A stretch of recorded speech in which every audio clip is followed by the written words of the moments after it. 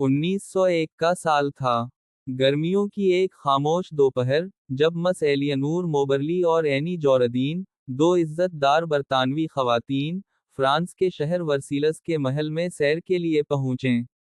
वो दोनों ऑक्सफोर्ड में पढ़ाती थीं और तारीख से गहरी दिलचस्पी रखती थीं।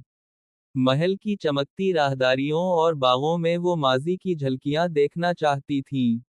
मगर इन्हें ये मालूम ना था कि वो सिर्फ तारीख नहीं, एक ऐसी खौफनाक हकीकत से भी टकरा जाएंगी जो वक्त की दीवारें चीरकर सामने आने वाली थी।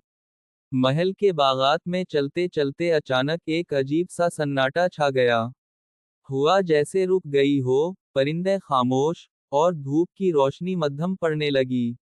इन्होंने महसूस किया कि अब वो महल के आम हिस्से में नहीं, बल्कि किसी और ही दुनिया में दाखिल हो चुकी हैं। सामने एक छोटा सा पल था, जिसके पार चंद लोग अजीब पुराने लबासों में खड़े थे। वो एक दूसरे से सरगोशियों में बातें कर रहे थे। उनके चेहरों पर ना कोई तासुर था, ना जिंदगी।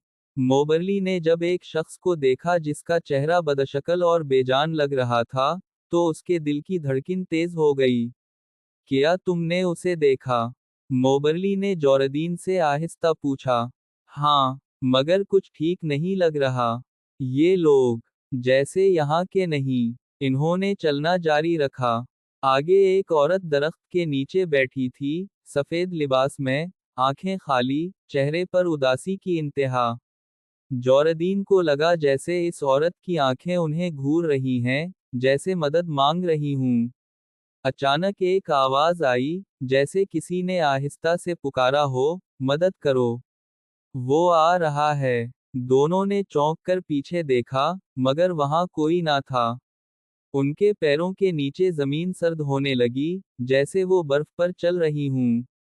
उसी लम्हे बाग के एक गोशे से एक अजीब सा साया नमूदार हुआ। वो साया धीरे धीरे हरकत कर रहा था, और जहां से गुजरता, घास मुरझा जाती। मोबरली का दिल बैठने लगा। उन्हें अब यकीन हो चुका था कि वो आम दुनिया में नहीं, बल्कि किसी ऐसे वक्त में पहुंच चुकी हैं जो मर चुका है, मगर मुकम्मल दफन नहीं हुआ। साया अब करीब आ चुका था। इसके चेहरे पर कुछ दिखाई ना देता, सिर्फ एक हल्की हंसी की आवाज सुनाई दी। एक ऐसी हंसी जो इंसानी ना थी, जैसे वक्त का मजाक उड़ाती हो। ये लोई 16वां का वक्त है, जॉर्डीन ने हकलाते हुए कहा। ये सब शायद उस दिन की बाज़गशत है, जब इनकिलाब ने सब कुछ तबाह कर दिया था। नहीं, मोबरली ने सर हिलाया, ये कोई याद नहीं, ये वक्त खुद जिंदा है। और हमें निगलने आ रहा है। उसी लम्हे एक ठंडी हवा का झोंका आया, और वो साया गायब हो गया। हर चीज मामूल पर आने लगी, सूरज वापस चमकने लगा, परिंदे चहचहाने लगे, और वही सयाहों की आवाजें वापस आ गईं।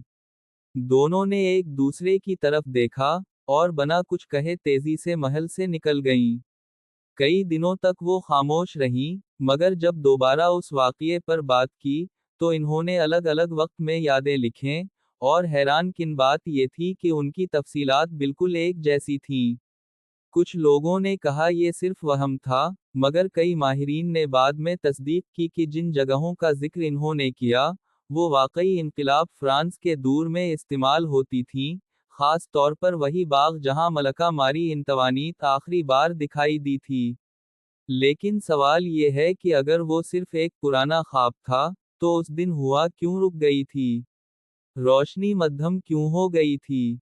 और वो साया, जो वक्त के पर्दे से झांक रहा था, आखिर था कौन? ये कहानी सिर्फ एक याद नहीं, बल्कि शायद वक्त के जिंदा होने का सबूत है। जो लोग वक्त की तहों में झांकते हैं, उन्हें ये समझना होगा कि माजी हमेशा खामोश नहीं रहता, कभी कभी वो लौट आता है, और सब कुछ अपने साथ ले जाता है।